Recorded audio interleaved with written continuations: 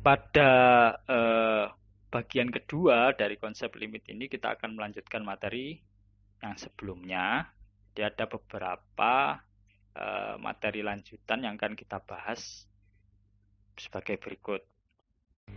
Yang pertama yang akan kita bahas adalah mengenai limit sepihak. Jadi kalau tadi limit suatu fungsi secara utuh itu ya, tapi ada kasus di mana suatu fungsi f(x) itu ternyata kalau kita lakukan pendekatan atau limit pada sebelah kiri dan sebelah kanan itu tidak sama hasilnya. Nah, contoh di sini Anda lihat ada suatu fungsi f(x). Dia berlaku dua nilai gitu ya. Untuk x lebih kecil dari 1, di f(x)-nya sama dengan x. Tapi ketika x lebih besar atau sama dengan 1, itu nilainya setengah x plus 1. Nah, di sini limit x mendekati 1 f(x) untuk f(x) itu tidak ada. Jadi tidak ada, karena hasilnya double. Kalau Anda lihat itu ada 2 titik di gambarnya, di gambar grafiknya. Nah, kalau kita dekati tapi dari sebelah kiri dan sebelah kanan, itu kita mendapatkan hasilnya. Kita dekati dengan limit kiri, itu hasilnya adalah f(x) sama dengan 1.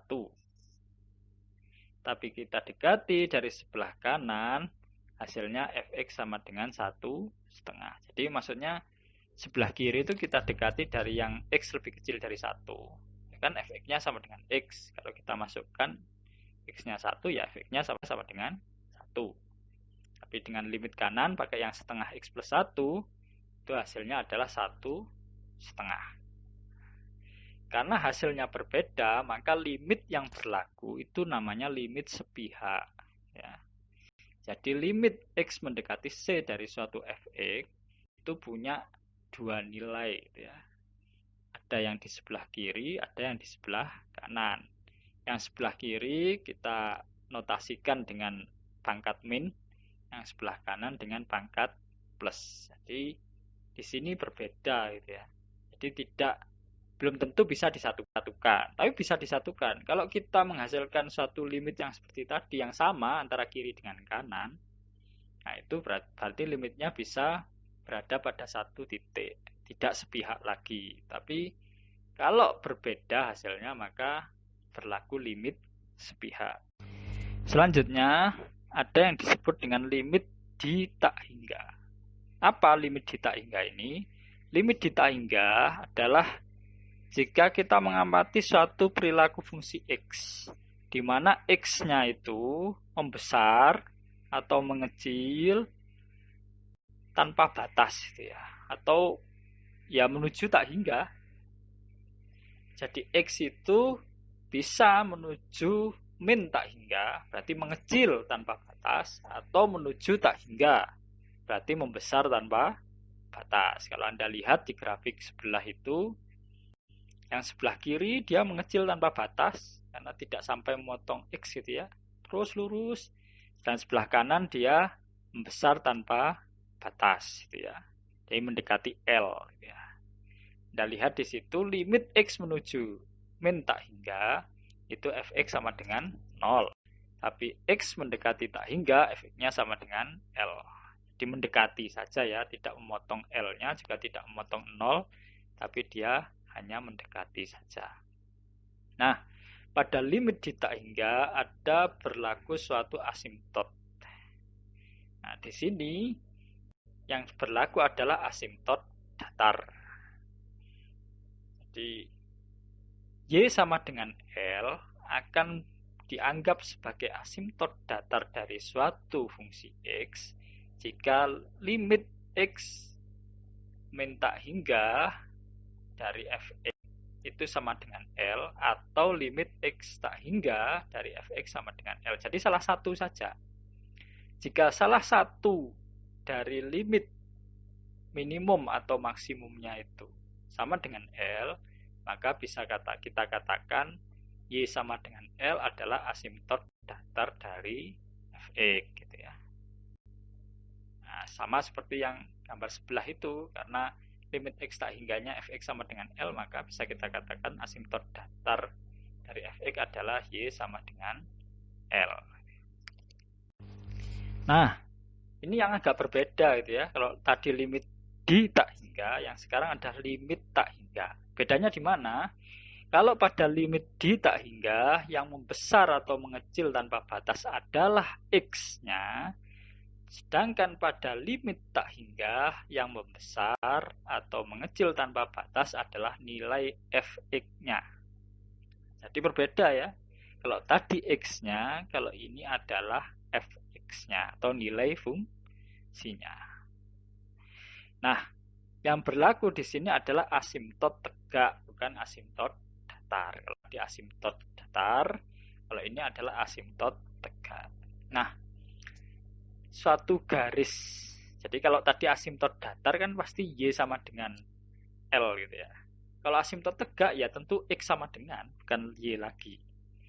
Di asimtot tegak ini, x sama dengan j bisa dikatakan sebagai asimtot tegak dari fungsi x jika terpenuhi salah satu saja, nggak usah semuanya.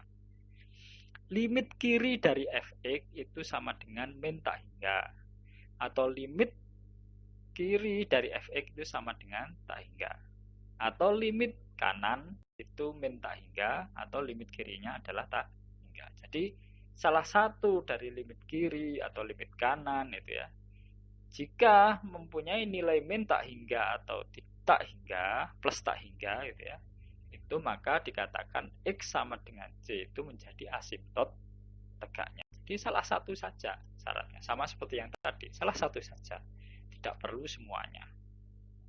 Nah, bahasan terakhir kita dari konsep limit adalah kekontinuan fungsi. Jadi ini digunakan untuk menentukan apakah suatu fungsi itu kontinu atau diskontinu. Kalau kontinu ya berarti dia bersambung gitu ya. Nah, titiknya itu real, namanya kontinu. Tapi kalau diskontinu titiknya tidak real. Contoh ya. Yang seperti apa? Kalau kita lihat itu di grafik yang di samping itu, yang di buletannya hitam, buletannya biru, itu dia kontinu. Tapi yang ada lubangnya, ada putihnya, itu diskontinu. Jadi nggak nyambung.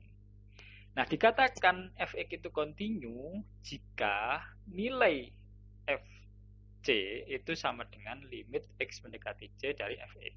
Jadi jika nilai fungsinya sama dengan nilai limitnya, maka kita katakan fx itu kontinu di titik tersebut. Tapi jika nilai fungsi tidak sama dengan nilai limit, maka kita katakan fungsi tersebut diskontinu di titik itu ya. Walaupun dua-duanya nilainya ada, baik nilai fungsinya maupun nilai limitnya, tapi kalau hasilnya tidak sama, tetap kita katakan dia tidak kontinu di titik tersebut. Tapi kalau hasilnya sama, maka kita katakan kontinu. Kita lihat di titik 0 dan 3 itu nilai fungsi dan nilai limitnya sama, maka dikatakan kontinu. Tapi di titik lain dia nilainya tidak sama, maka dikatakan diskontinu di titik tersebut. Nah, jenis-jenis kekontinuan fungsi itu ada banyak. Dua yang pertama adalah kekontinuan di satu titik. Jadi fungsi tersebut itu kontinu di satu titik. Itu jika nilai fungsi sama dengan nilai limitnya, atau dengan kata lain nilai fungsi tersebut sama dengan nilai limit kiri sama dengan nilai limit kanannya. Jadi tidak ada perbedaan baik nilai fungsi dengan nilai limitnya secara utuh, baik nilai limit kiri maupun limit kanan, maka dikatakan fungsi tersebut kontinu di satu titik. Yang kedua ada kontinu sepihak, itu jika terpenuhi salah satu saja, nilai fungsi itu sama dengan nilai limit kiri atau nilai fungsi sama dengan nilai limit kanan. Kalau sama dengan limit kirinya saja, maka dikatakan kontinu kiri. Kalau nilainya sama dengan limit kanannya saja, maka dikatakan kontinu kanan. Yang ketiga itu kekontinuan pada interval.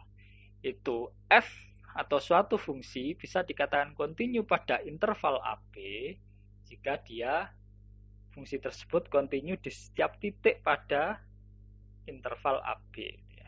AB-nya terbuka.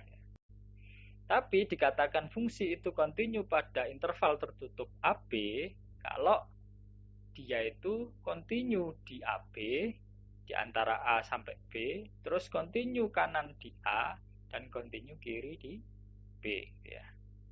Jadi kalau yang atas, yang interval terbuka itu semua titik mulai A sampai B, A sama B-nya juga kontinu titik gitu ya, di satu titik. Sedangkan jika intervalnya tertutup, interval AB-nya tertutup, itu maksudnya fungsi itu kontinu di titik-titik antara A dan B, tapi untuk titik A dan B sendiri dia hanya kontinu sepihak.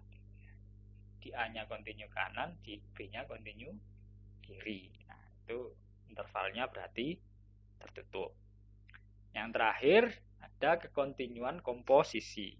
Jadi jika suatu fungsi, dua buah fungsi f dan g anggota bilangan real, terus fungsi f itu kontinu di titik C dan fungsi g kontinu di fungsi f dalam kurung C gitu ya, maka bisa kita katakan GO itu kontinu di titik C. Jadi syaratnya GOF dikatakan kontinu di titik C jika F-nya kontinu di titik C dan G-nya kontinu di FC gitu ya.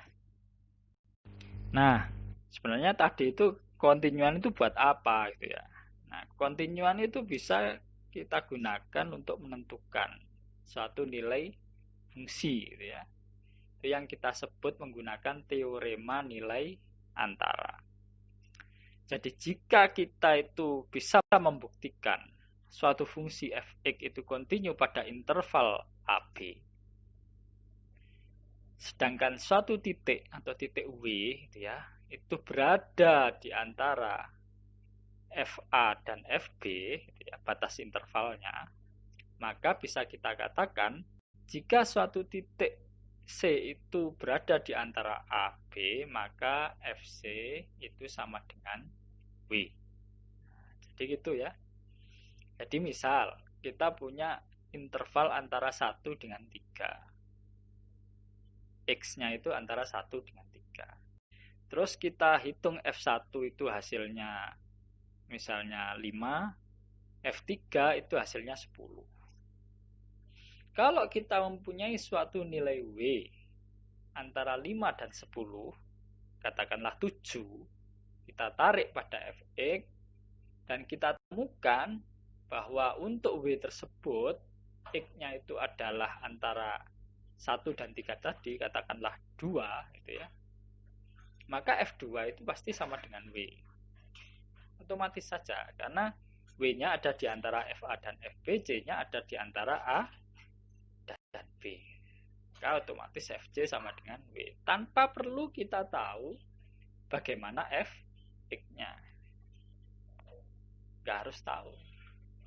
Cukup kita membuktikan bahwa Fx tadi kontinu pada interval AB antara A dan